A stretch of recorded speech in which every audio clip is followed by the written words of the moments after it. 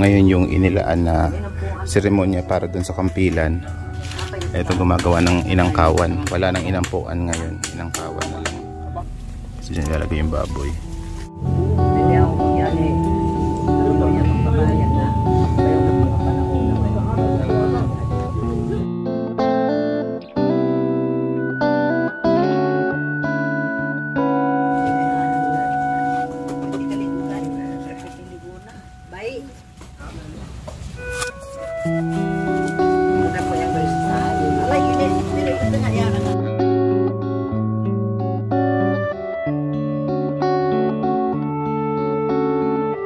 Punta na tayo dun kasi sisimula na.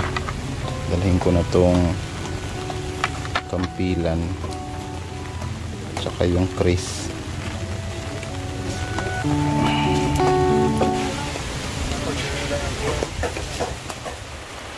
Huwag magtabangkak, huwag mag-atin. Tabangkak. So, ito panugbaan na kami. Ito panugbaan na kami. Agad kami ito yan. Yoyo. Bogat. Nulugsag ka mo kayo na ikuan niya. Kuan. Yan ni ababoy. Oo, di kampila. O ni bata. Arahao. Inggat isa pa. O tumo. Oo, no. Ikan diwada magkabaya-baya, diwada magkatiko-tiko. Liko na ako, pantabangka ako.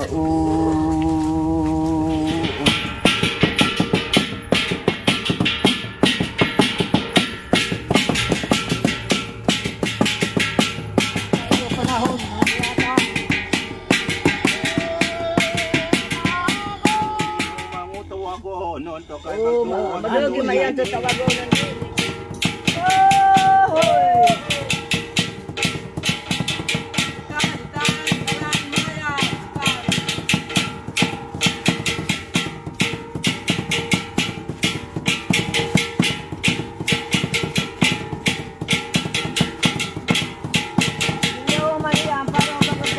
Mga tawagonan.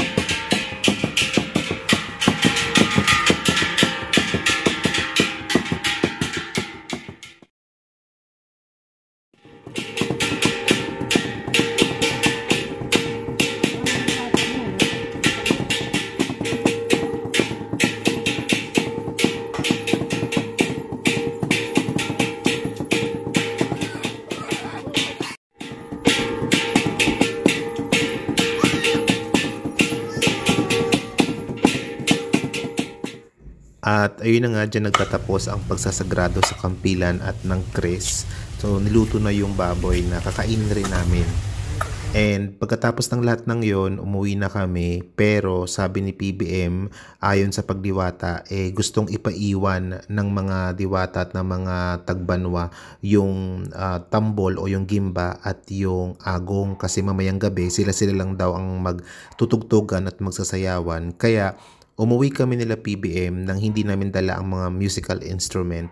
At iniwan lang namin doon sa ceremonial area.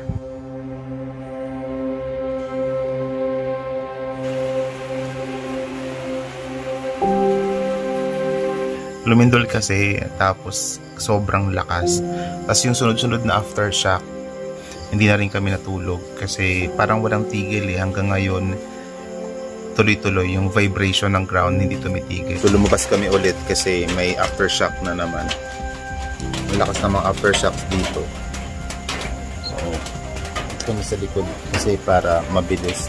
Ang likod nito palayan na.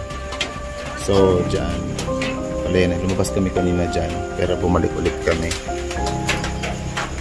kasi sobrang grabe yung lindol. Sunod-sunod talaga. Although maraming mga part dito na mga light material lang, pero doon sa loob ng bahay ni PBM sementado at malalaki yung troso na nakakabit sa taas, kaya delikado na nasa loob kami, kaya kailangan namin lumabas ng bahay.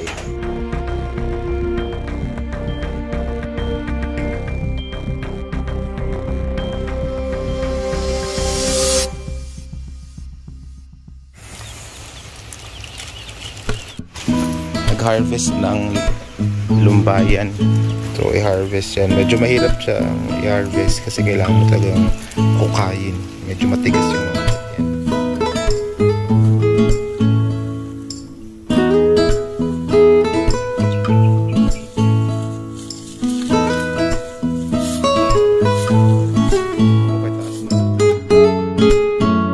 Niluluto ngayon si PBM ng halamang gamot. Parang alana. Healing oil.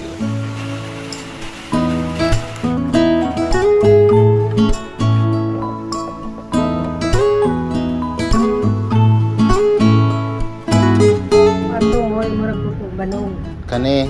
Oo, mugulang na siya, murag mo ko niya. Kaya kini siya kay para sa mata man ana mo na ipuga kuan kay sa una ko nung panahon na ay tao nga mag-uuma. Nya naamo ko ni pugaran sa langgam. Na dito ang mga piso bitaw. Magsidi ba ang pugaran? Oo. Magsigingon na ang mga langka kanangay. Nangay pagkaon. Gituslok kuno ang mata. Gikuan kuno ang mata sa mga piso sa langgam. Ang tao ang nagtusok-tusok. Eksperimento ba? Lagi ang tao ang nagtusok-tusok. Ang tao nagtusok. Hindi. Nya pag human na to napuan na kanang wa man dang inahan kanang itag pagkaon. Unya nagdugo na daw ang mga mata sa langgam. Pagdugo pagkuan niyang gibutang gibalik sa pugaran. Pagbalik nang palayo ulit siya kay panitan niya. Abot mo ng langgam. Ang inahan. Anya na naluoy ko ng inahan. Pag kuan ko sa inahan nga nagkadugo-dugo na kuno ang mga mata sa iyang anak. Nangita siya kanang inaani daw. Nagpapa ang langgam. Nagpapa pang ana ang pang mga tulo ka adlaw naayon na mga mata sa langgam. Oh. Mo nang nailhan nga makaayon ni sa mata.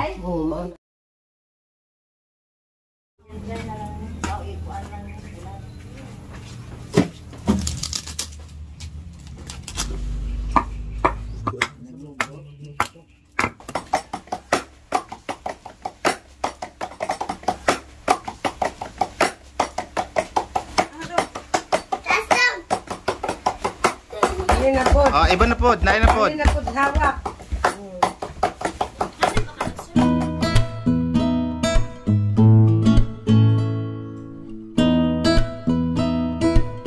Mga ate. Dito na ako sa airport. Babalik na ako. Luzon. Bye! Bye-bye. Bye-bye. Bye, ante. Asa dito Luming ako. Dili ko. Bye. Bye-bye.